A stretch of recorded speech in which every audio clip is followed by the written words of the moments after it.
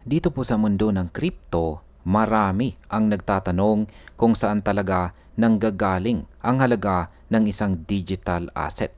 Kaya sa video na ito ay pag-uusapan po natin si Stellar o mas kilala bilang XLM. Ano ba talaga ang nagbibigay ng value kay Stellar? Bakit hanggang ngayon ay nananatili pa rin siyang relevant sa market? Kaya ayan po ang siyang ating pag-uusapan sa video na ito. Pero bago po tayo magpatuloy ay pakibasa na lamang po muna ang disclaimer dito po sa ibaba ng ating screen. At simulan po natin sa kung ano po ba ang unang modelo ng ekonomiya ni Stellar. Nung una, inilaunch po si Stellar. Ang kanyang design ay may 1% inflation rate per year. Ang ibig sabihin nito, kada taon ay dinadagdagan ng system ang total supply ng XLM ng 1%. Ang layunin ay magkaroon po ng tuloy-tuloy na galaw sa kanyang ekonomiya at maiwasan na maging stagnant ang kanyang supply. Pero dumating po ang taong 2019 at nagbago ang lahat. Ang mismong Stellar community ang bumoto para itigil ang ganitong sistema. Ibig sabihin ay wala nang dagdag na 1% supply yearly or kada taon. Kapag wala nang tuloy-tuloy na inflation, mas magiging stable po ang perception ng mga investors kay XLM. Dahil limitado ang kanyang supply, mas nagiging attractive po siya sa mga taong naghahanap ng crypto na hindi po basta-basta nagdi-devalue dahil sa dagdag na tokens.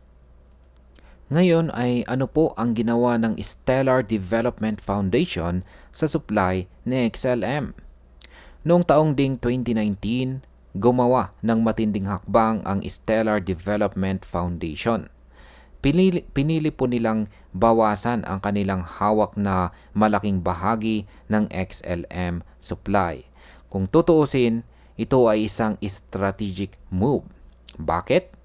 Kasi kapag sobra-sobrang supply ang hawak ng isang foundation or institution, nagkakaroon po ng takot ang mga investors.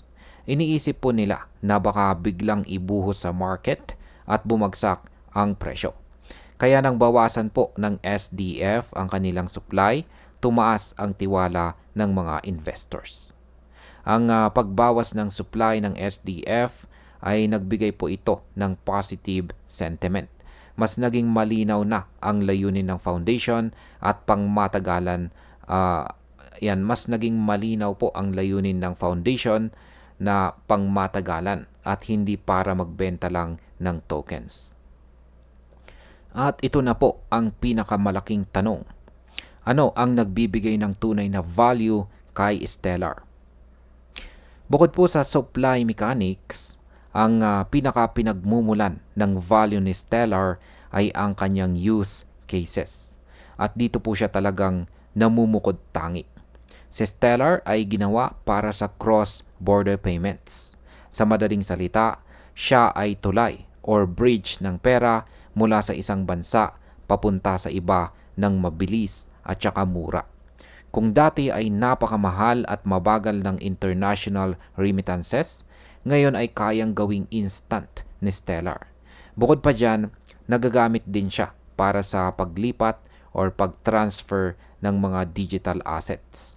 Hindi lang pera, kundi pati iba pang mga tokenized assets. Kaya ngayon, habang dumarami po ang gumagamit ng Stellar sa totoong buhay, lalo na sa international transactions, mas nagiging matibay ang kanyang demand. Ang actual adoption ay isa sa pinakamalaking dahilan kung bakit umaangat ang presyo ng isang crypto. Ngayon ay bakit po mahalaga ang finite supply ni Stellar?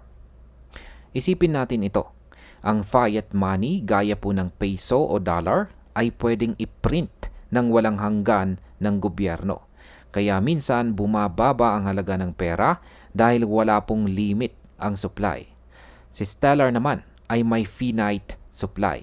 Ibig pong sabihin nito, may limitasyon at hindi po basta-basta madaragdagan. Kaya kung tataas ang demand habang limited ang supply, natural po natataas ang value sa market. Kaya ang finite supply ay nagbibigay po ng assurance sa mga investors na hindi po bigla-biglang madaragdagan ang coins. Mas nagiging predictable at favorable ito para sa price appreciation.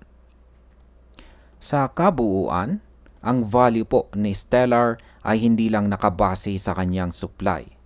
Nakaugat po ito sa tatlong bagay. Una ay ang pagbabagong ginawa ng community at ng Stellar Development Foundation para maging mas stable at transparent ang supply. Pangalawa, ang kanyang finite supply na nagbibigay po ng seguridad laban sa inflation.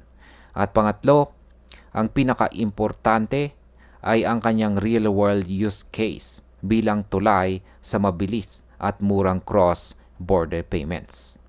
Kung pagsasama-samahin natin, makikita na si Stellar ay may malinaw na direksyon.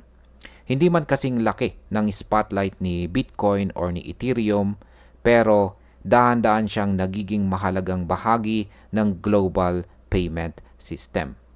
At habang lumalawak ang kanyang adoption, mas nagiging posible ang pagtaas ng kanyang value sa market.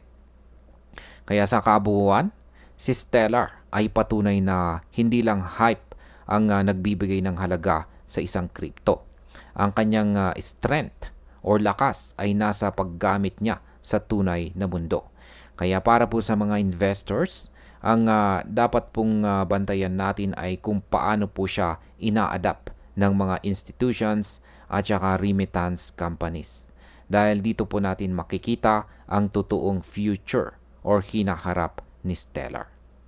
At ayan, hanggang dito na lamang po tayo sa video na ito mga ka-crypto. Marami pong salamat sa panunood. Ingat po tayo lagi at God bless po sa ating lahat.